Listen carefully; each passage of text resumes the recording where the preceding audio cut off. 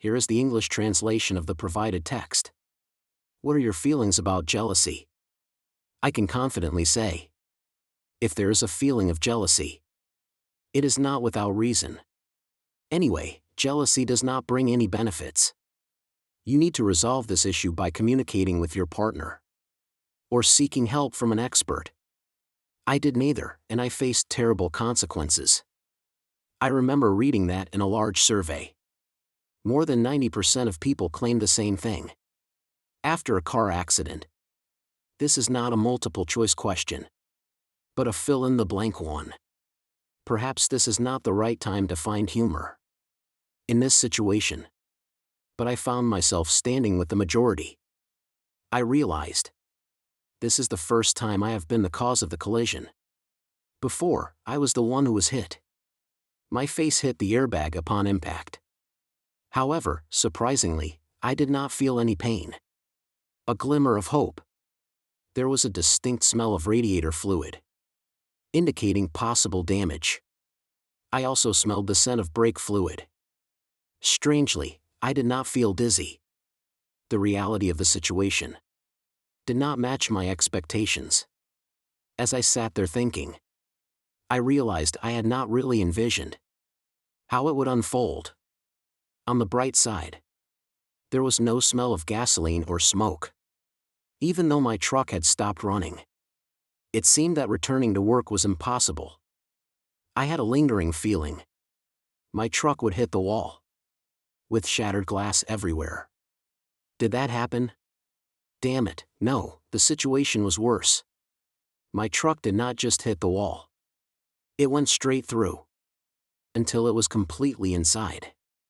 If I could find a mirror, I would judge how far I had entered the room. But with my face pressed against the airbag, visibility was zero. I couldn't tell how much time had passed. When a concerned voice asked if I was hurt, how should I answer, with my lips on the airbag? The noise grew louder, and then a woman screamed. People were injured. Oh my God, this is bad. Well, she definitely wasn't talking about me. It was a relief. The sound of sirens in the distance. Fire trucks have a unique sound compared to ambulances. I guess one is about to arrive at the scene. It was chaotic. They were prioritizing the severely injured, and me. They used chains and a winch to pull my truck back into the dazzling midday sun. I only had minor scratches and bruises. Another ambulance was busy loading a stretcher. The first one had left a few minutes earlier. After a pat-down, they put me handcuffed in the back seat of a police car. It seems losing control of the truck still can get you in trouble. At least I'm not facing potential 110 years in prison as an immigrant. I'm not sure why they didn't take me away immediately, but it gave me a chance to assess the damage. My truck went through the wall, demolishing the door, windows, and air conditioning. It didn't stop until it hit the bed, and the spring mattress went into the bathroom. Rooms 6 and 10 looked unscathed, while room 8 is now out of service. Well, at least it's a single-story building. When I saw Joe hanging around the motel, my anger surged. I may not be a genius, but I was relieved I intervened. I refused to talk to the police. Surprisingly, the orange jumpsuit was not as uncomfortable as I expected. However, the small bed was. I wonder how the occupant of room 8 is. As I expected, the truck would only crash through the window. However, I couldn't help but smile. Please forgive my rudeness. My name is Vince Clancy, 23 years old. Married to a woman of the same age, named Ginny. After high school graduation, we made some mistakes and didn't achieve much. Despite not having an obvious baby bump, we decided to get married. Unfortunately, 2 months later, Jenny had a miscarriage. Although this affected me, Jenny took it very personally. After 6 months of counseling, we agreed to postpone trying for children for a few years. However, her mood swings continue to this day. Moreover, our impromptu wedding derailed our college plans. Instead of pursuing degrees, I took a job and trained as an electrician. Ginny found a temporary job, often as a receptionist. Her job lasted from one day, occasionally up to a week, when someone went on vacation. When I was in high school, I played football. Without any major embarrassment, Ginny was one of the 6 basketball cheerleaders. Faithfully attended all my football games. I reciprocated by supporting her in every basketball game. Although Ginny's intentions may have been to express her support for me, my motivation was to protect her from unnecessary attention. Basketball players and their colleagues have been trying to win her over, but no one has successfully affected my feelings. The star player of the basketball team was Joe Clark. Although we did not share any close connections or mutual friends, our social circles rarely intersected. Nevertheless, Joe occasionally made suggestive remarks to Ginny. She laughed it off. As an easily jealous person, I found keeping his comments unaffected was challenging. Although I was honored with an all-state team nomination, Joe's recognition was limited to the second team, all-conference, mainly because our basketball team's performance was poor. Nevertheless, Joe received a scholarship for books and meals at a nearby Division I college. After graduation, he joined the campus summer league. Surprisingly, after the season started, he earned playing time, proving himself to be a decent player. When not surrounded by easily mistaken teammates, Joe often brought his friends back for events, such as homecoming, including a particularly annoying individual named Nolan Larson, as his team fought for a playoff spot. Enjoying godlike status, Nolan has been flirting with Ginny, sometimes even in front of me. Despite her being married, Ginny laughed it off. Occasionally I had to intervene, which seemed to only annoy Ginny. Joe and Nolan seemed inseparable, often together when Joe visited our town. To avoid their behavior, I usually made sure we were busy elsewhere, and homecoming only lasts a weekend. Summer vacation is longer, leading to several arguments between Ginny and me. Are you my husband or my guardian? I have the ability to take care of myself. Those guys are just big mouths. Can we let it go? Easier said than done when you are easily jealous. Ginny's remarkable attractiveness, even when doing line dancing, attracts attention. Pride, yes. Jealousy, yes. Madness. Didn't expect it to be like this, but now uncertain. Hello, Mr. Clancy. I'm Scott Jensen, the lawyer assigned to this court procedure. A young man not much older than me said. He might be only a few years older than me. The clock shows it's about 2 o'clock, so good afternoon, Scott. You can call me Vince. About the truck accident, Vince, how much do you remember? I remember everything. Did you intentionally cause the accident? Not exactly, I just wanted to scare them. I didn't realize that a truck traveling at that speed would cause such great destruction.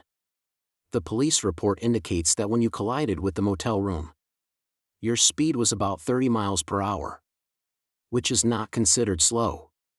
Maybe I accelerated when anger took over, but I didn't plan to go through the wall.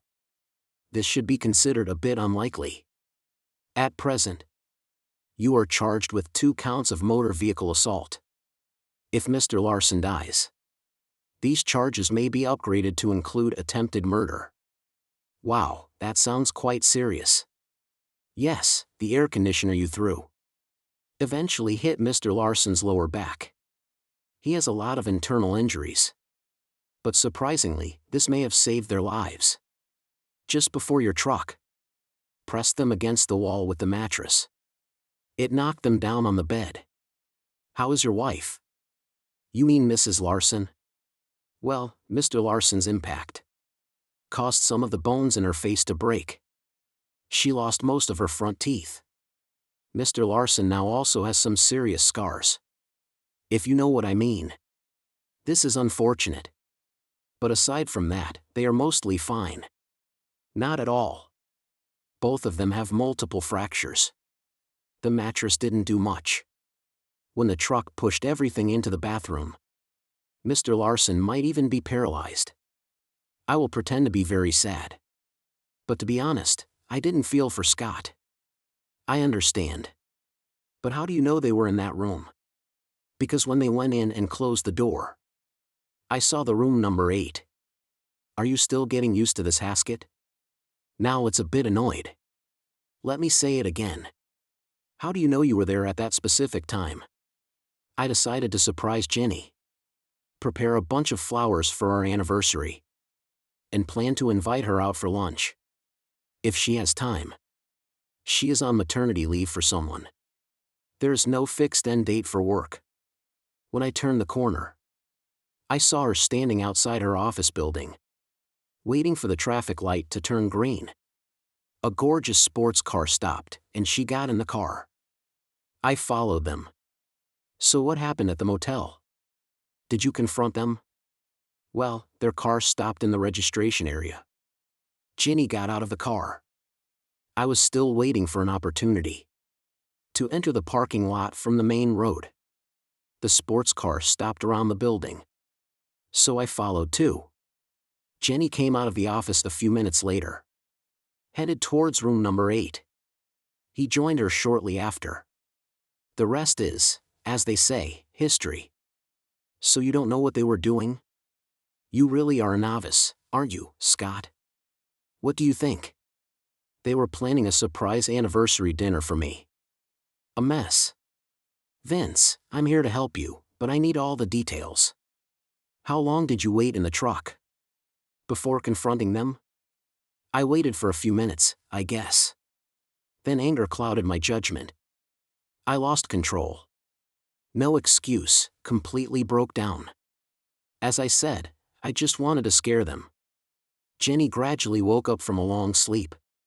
Wrote her thoughts on a notepad provided by the nurse. Where am I? What happened? Mrs. Clancy, you are in Mercy General Hospital. A truck crashed into your room, causing multiple fractures and internal injuries. The doctor has sedated you. If you are still in pain, we can adjust your medication. How are you feeling? Ginny hastily wrote down her next question. My face feels covered in bandages. My mouth is fixed. Why am I restrained? I can't move my legs or the other arm. Your arm and both legs are in plaster. In fact, your whole body is in plaster. Your face is heavily bandaged. Your mouth is wired shut. When you are ready, there is a detective who needs to ask you some questions. Should I call him? She wrote yes. Hours passed. Mrs. Clancy, I am Detective Green. How is your memory? She answered with a faded pencil, not very good, I guess.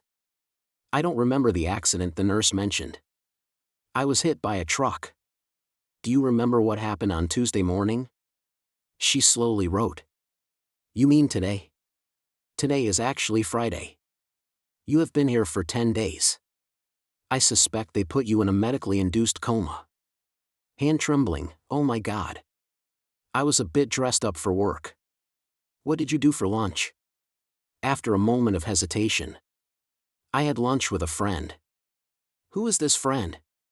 Pushed him out of the car. Nolan Larson, where did you two have lunch? I can't remember. Does the Hunt Motel sound familiar? Tears began to soak the bandages. I rented a room, Nolan parked. Was that when I was hit by the truck? You hope not. You and Mr. Larson were in the room when the truck hit it. More scratches. Someone lost control of the truck. Not quite right, it seems. Your little date was not an anniversary surprise. Your husband expected. Trembling plaster. My anniversary. Oh, God, so. This was not a plan approved by your husband in advance. Quick say no, that's all I know now. Wishing you a smooth recovery. Mr. Larson, can you hear me? The nurse looked at the doctor. Since he learned about his spinal injury, and that he will never be able to walk again, he has not responded. Well, this really abruptly ended his promising career. The surgeon commented. The nurses said. This is a heavy price to pay for seeking the caresses of married women. My friends and family offered to bail me out. Once this chaotic ordeal is over, I will leave prison until my trial. The threat to my life. It's not worth staying in jail for bail. I will serve my sentence and then disappear. If you can catch me, try it. About 10 weeks after the incident, Jenny came to visit. She was in a wheelchair, but managed to limp to the visiting room with crutches. Jenny, you look well recovered. Her tone was flat. I'm sorry I caused all this. Did you really intend to hurt me? No, I just wanted to scare you, to end your affair. How is your throat? This is not funny, Vince. You have to believe me. I have not been unfaithful to you before. You stopped it from going too far. How did you find out? I bought some flowers for our anniversary and plan to surprise you at work. If you want to quit, why not just say it? I don't want to quit. I don't know why I did this. He's a celebrity. I was blinded by his lies.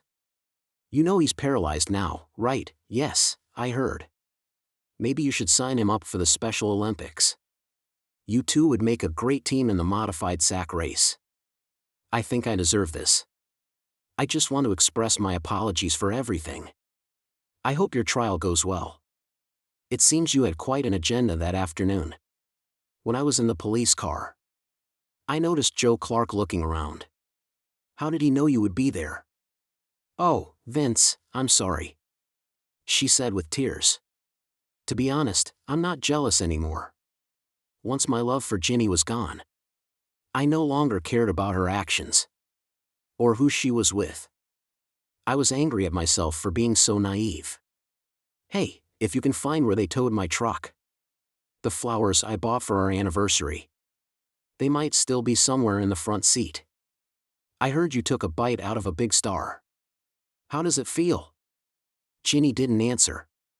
Instead, she made a rude gesture, then stood up and limped back to the wheelchair.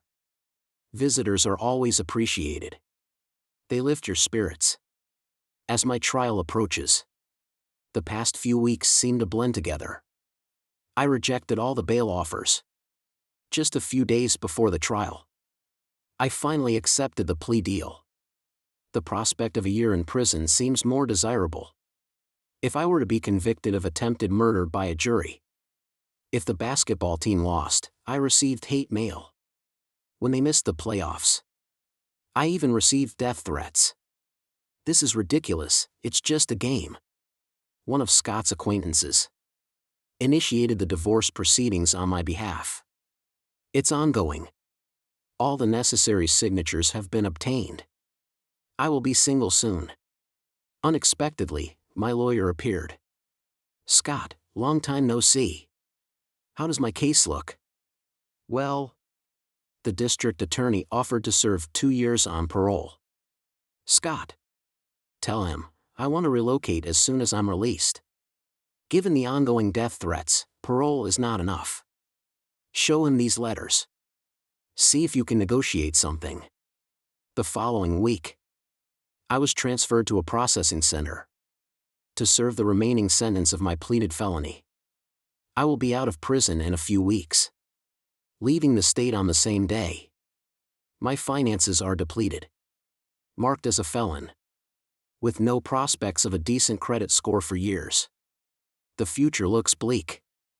Ginny came to visit again a few days before the expected release. She walks a bit limp, but otherwise seems relatively normal. What brings you here, Ginny? We are divorced now, I commented. My last visit did not go as planned. I would like to apologize again. If it weren't for me, you wouldn't be here, she said. Well, Ginny, I went to jail because I couldn't control my anger. It's my fault, I admit I lost control. I could have left and filed for divorce. Or disappeared. But I served time for my actions. I won't blame anyone else, I replied. But you're still angry because of what I did. Do you like my new teeth? She asked. As lovely as ever.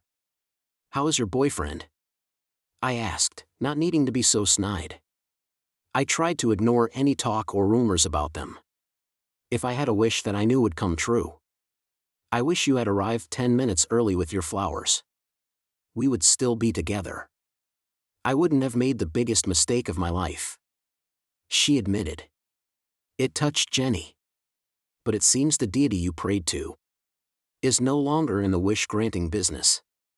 Where are you working now? I asked. I have a full-time job as a receptionist. At a masonry company. Every day is the same routine. No husband waiting for me at home. It's all my fault. What are your plans after you're released? She asked. I'm leaving this state. I still receive hate mail every week. Because I ruined Nolan's career. I might try to keep a low profile for a while, I replied. Do I have a place in your plans? She asked. Answer me this question.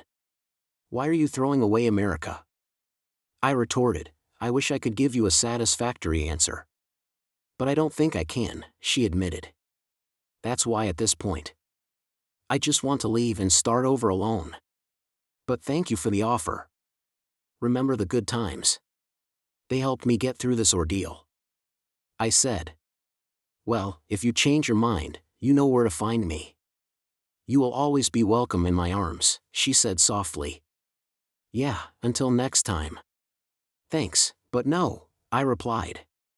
Ginny's tears slowly rolled down her cheeks. The van headed to the downtown bus station. It was a gloomy day. The dry streets contrasted with the still damp sidewalks, perfectly reflecting my inner emotions. I traveled to the city where my parents lived with my bus fare. They arranged for me to receive an old truck. And a few $100s, a meager sum.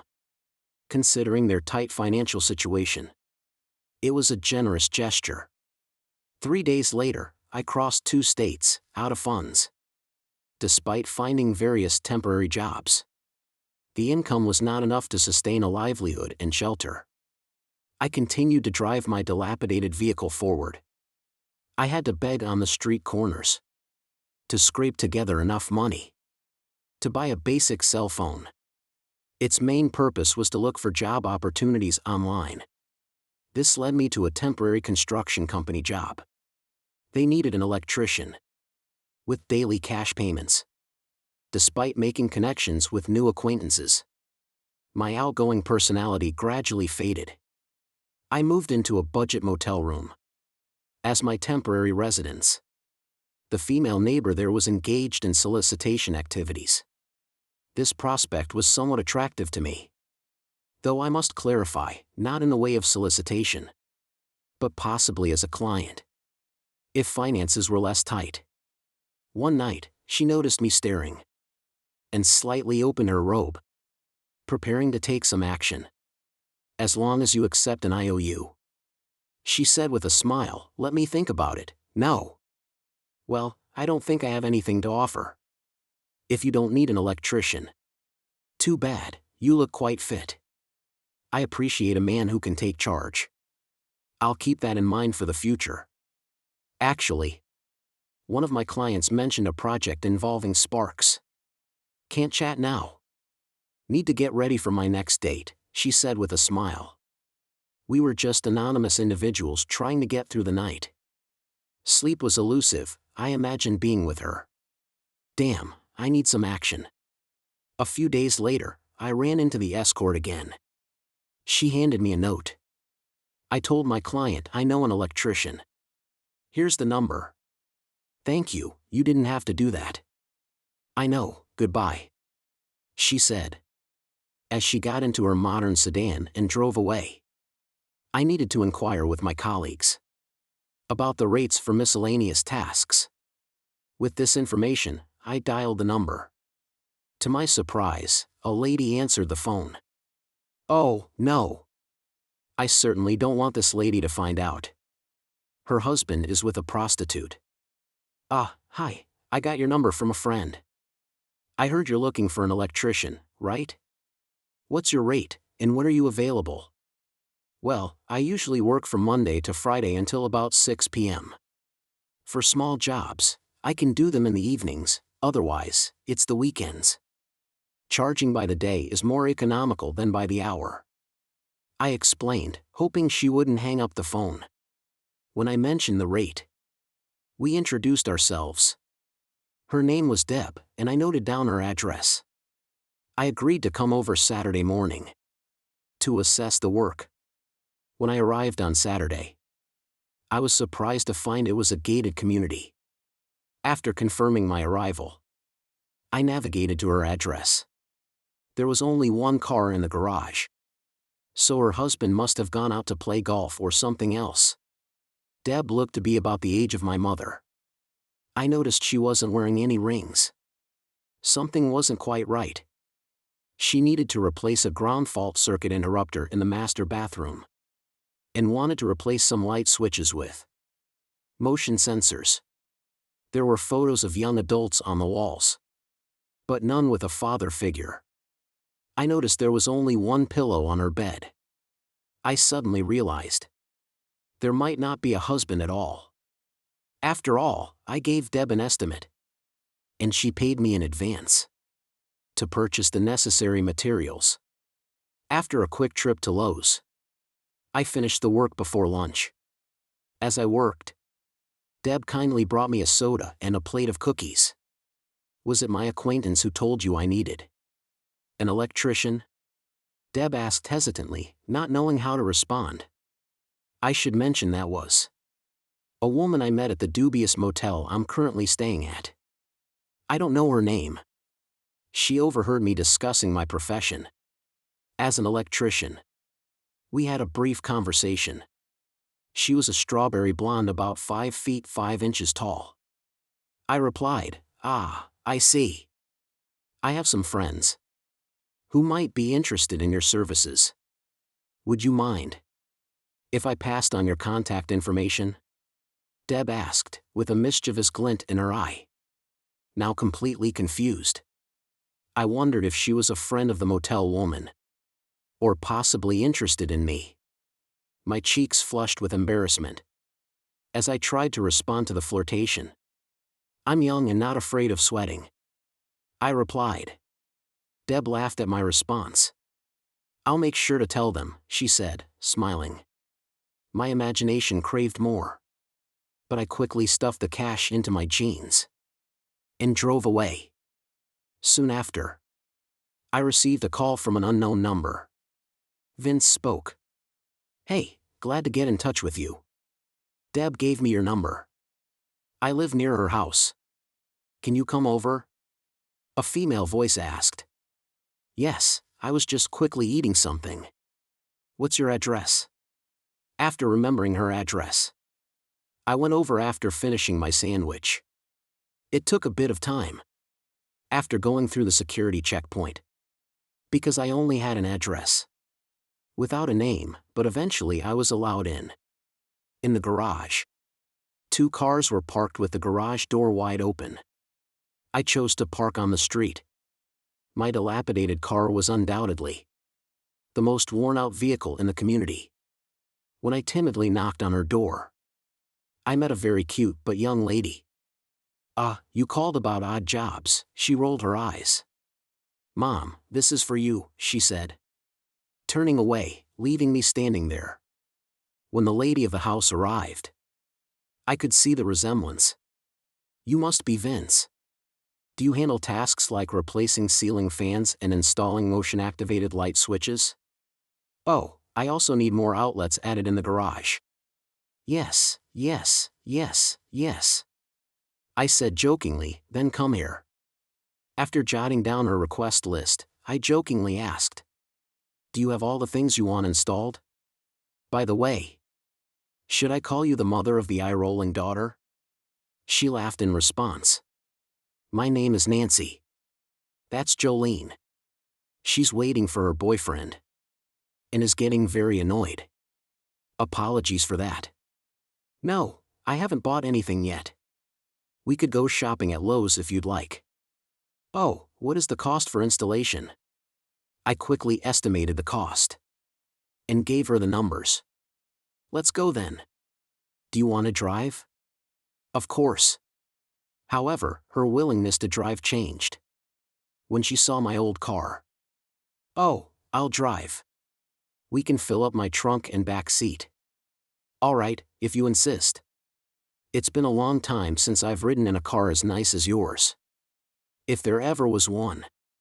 I finished her project by sunset. Jolene kept watching me, still annoyed about her boyfriend standing her up between two jobs.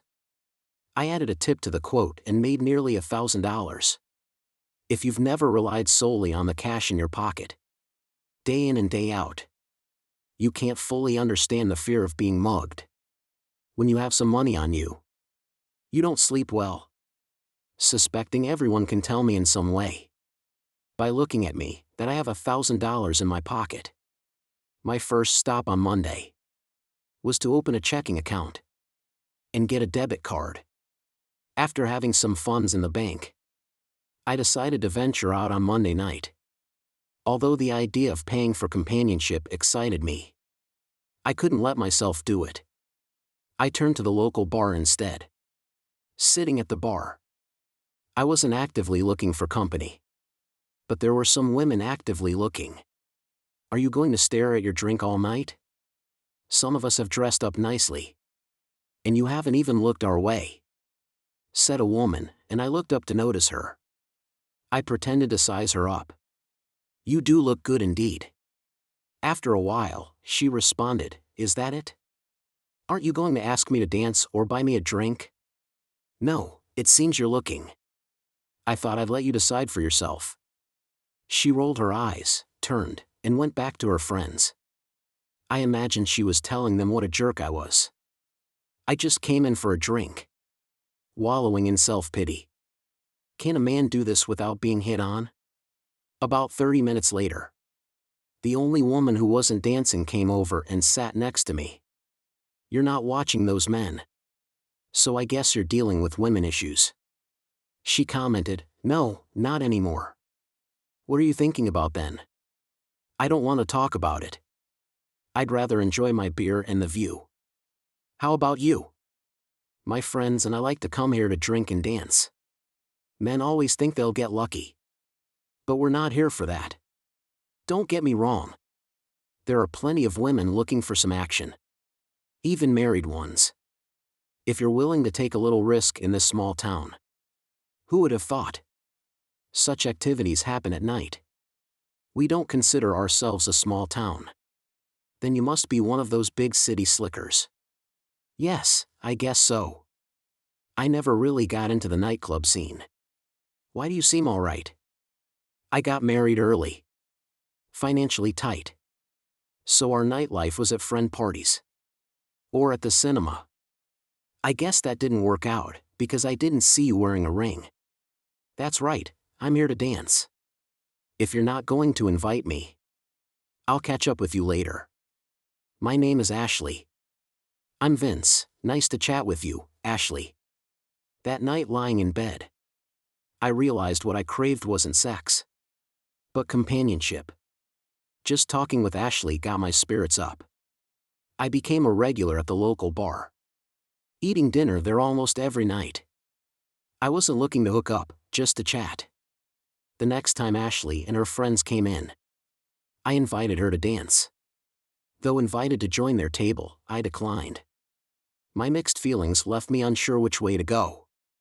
I got another referral call from the work I did for Deb. My Saturday mornings were now booked.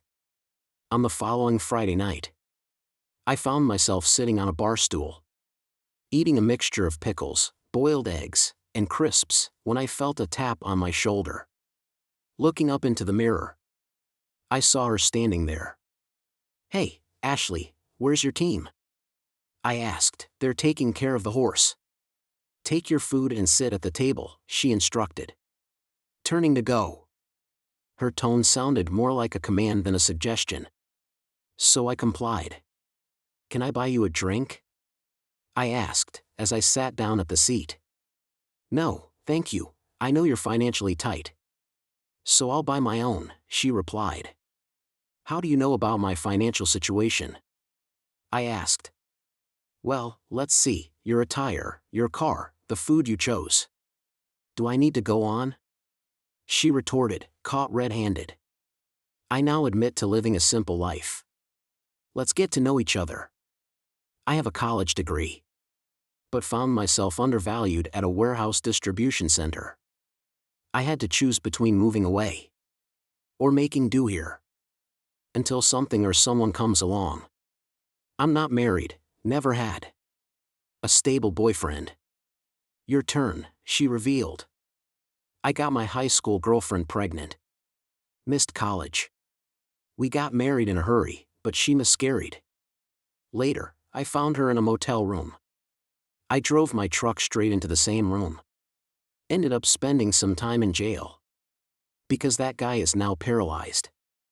I got divorced during my sentence, I admit." "Really?" she exclaimed. I scrolled on my phone, searching for the story on the internet. Then handed it to her to read. After a while, she handed it back to me. "So, are you still interested in getting to know each other?" I asked her, as she scrutinized my expression. It must have been a big shock. You think, surprisingly, I never intended to hurt them. But the law doesn't see it that way. My heart turned to ice in that jail cell. I've been out for about a month. Appearances can be deceiving. Is there anything else I should know? I do electrical work for someone who pays me in cash. And I've been doing some odd jobs on weekends to earn some extra money. Aside from that incident with your ex, I've never had any conflict with the law. No, not even a traffic ticket. I lost control that day and paid a heavy price. How much do you plan to spend here tonight?" "About 20, why?" "Let's go to the thrift store. I'll buy you some decent clothes." The devil and angel on my shoulder are having a fierce debate. I accepted her offer. She drove. "Why did you do this?" "Because you wouldn't do it for yourself. You're still too young. Your life is just beginning. It's time to move forward. What's in it for you? If I still think you're a decent guy, I might ask you to take me out." Okay, I ended up spending $30 that night, but bought a few shirts and a couple of pants. Ashley drove me back to my car. As I got out, I said, "Thank you, Ashley. Can I take you out?" "I thought you'd never ask." "Wear your new clothes. Meet at the mall cinema at 6 tomorrow night." It was a restless, sleepless night. As per my routine, I picked up a side job on Saturday morning. Despite having nearly $1,600 in the bank, I set aside $50 for tonight. By 4 p.m., I was ready, but realized my only pair of shoes didn't match well with my new jeans. So I went to the thrift store again and managed to find a decent pair for under $10. I thought it was a one-on-one date, but it turned out to be a double date. Ashley and her friend, along with her date, arrived together. Considering my past as a convicted criminal, this might not be surprising. Although feeling a bit excluded from their conversation, filled with college memories, I still enjoyed the movie and the drinks afterward.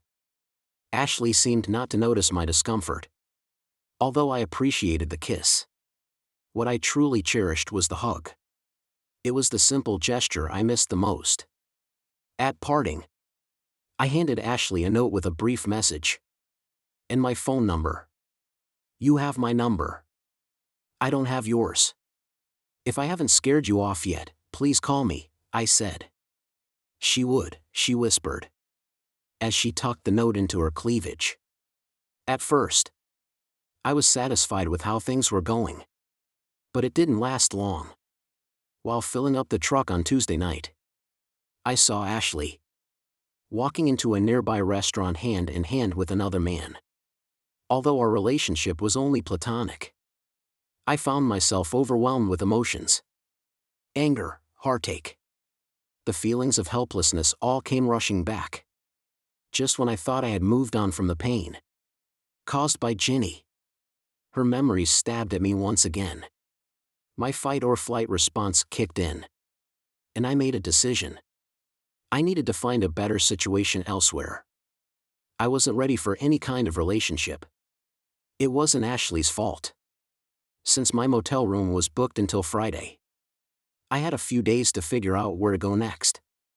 While working for that person, the decision became clear. They mentioned knowing someone who needed an electrician. By Friday morning, I was on the road, with 500 miles ahead. During the drive, without much thought, I picked up my phone. "Hey Vince, where did you go?" "I found a job in another city." "Because you never called." "I can't tell you I'm leaving." "Thank you for helping me break free from my predicament. When will you be back?" Her voice sounded somber, perhaps hurt. "I don't think I will. But I'll add you to my contacts, in case we cross paths again." I should have reached out sooner. "It's okay, I appreciate the time we spent together." After reminiscing for a few minutes, my time with Ashley was over. Although my parents wanted me to come home for the holidays, they understood it wasn't the best choice for me. In the years to come, sooner or later, another talented basketball player would emerge. Nolan's memory would gradually fade into history. I've gone out with some women, even attended a swingers party. I enjoyed the various experiences, but it prevented any desire to spend more time with any one person. Being demoted to someone's partner was frustrating at the party. Cold fish, that's what one of my dates labeled me. I protected my heart, hid it safely away, like keeping a race-winning horse from competing. Keeping my heart out of sight, ensuring it remained intact. It took me 3 years to visit my parents again. Things were going well, allowing me to afford the flight home, with the basketball team making the playoffs. It felt safer for me. No one mentioned Ginny, for which I was grateful. The return flight was uneventful. I even chatted with a woman my age on the plane. However, we didn't exchange names or phone numbers. My name is Heather. I work in a cafeteria of a large office building downtown, right next to Broadway. I'm currently single, because I haven't met my Prince Charming yet. There's an interesting loner. He shows up in the cafeteria every day. Without fail, he always gets a slice of cherry pie. His name tag reads Vince. Although he works for an investment bank, his attire doesn't resemble a banker. There's something about him that piques my interest. Not wearing any rings, I decided to take a chance. One day, as he returned his tray, I made up an excuse to linger. When he approached, I discreetly handed him a note with my phone number and a simple message: "Call me if you have time." He smiled. I reciprocated, and he nodded in acknowledgement. We arranged to meet for dinner a few nights later. Nothing fancy, just a cafe near where I live. Our conversation was revealing. Vince admitted he was an electrician and a handyman for an investment company. But the bombshell was his past conviction as a felon. He revealed this through an article on his phone. "Vince, this happened 4 years ago. Are you still thinking about her?" I asked. "Not much," he replied. "So why doesn't someone like you have a girlfriend?" I pressed. Risk versus reward. If I open my heart and get hurt again, would I handle it gracefully? The last time I tried, even before we kissed, I caught her with another man. It all came rushing back, he explained. That was 3 years ago, right? I clarified. Yes. I've been avoiding relationships since, he admitted. Well, I understand. We'll take it slow, but on the condition that we communicate openly. Misunderstandings can be disastrous, I suggested. But what if I'm still not interested in a relationship?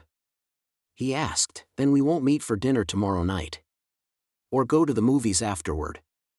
I countered, I can feel the longing in his gaze. As he reaches across the table. I respond, our hands intertwine. For a moment, we sit quietly, in silent understanding. See you tomorrow. Vince mumbled softly, leaving the cafe. I felt butterflies in my stomach. Hinting that Vince might really be my Prince Charming. Is this simple? Not at all, I'm a social person. And Vince needs constant reassurance. That I belong to him.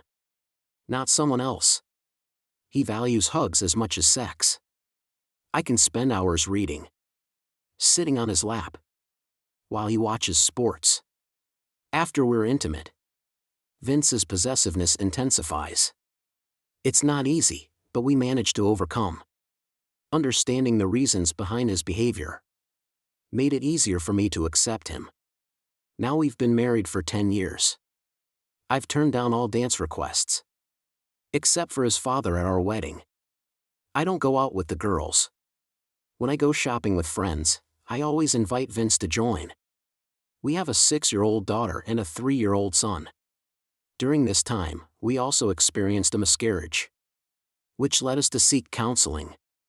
With the help of the therapist. I persuaded Vince to attend additional sessions. He's been through a lot, but he's mine. I doubt I could find another man as loving as Vince. Understanding his past. I remind myself every day. Never give him a reason to doubt my love. Oh, that curse word. We usually express after a car accident, it. Thanks everyone. Who took the time to listen to today's story. If you liked it, please consider liking and subscribing. If not, please feel free to share your thoughts on the events in the comments below. Take care.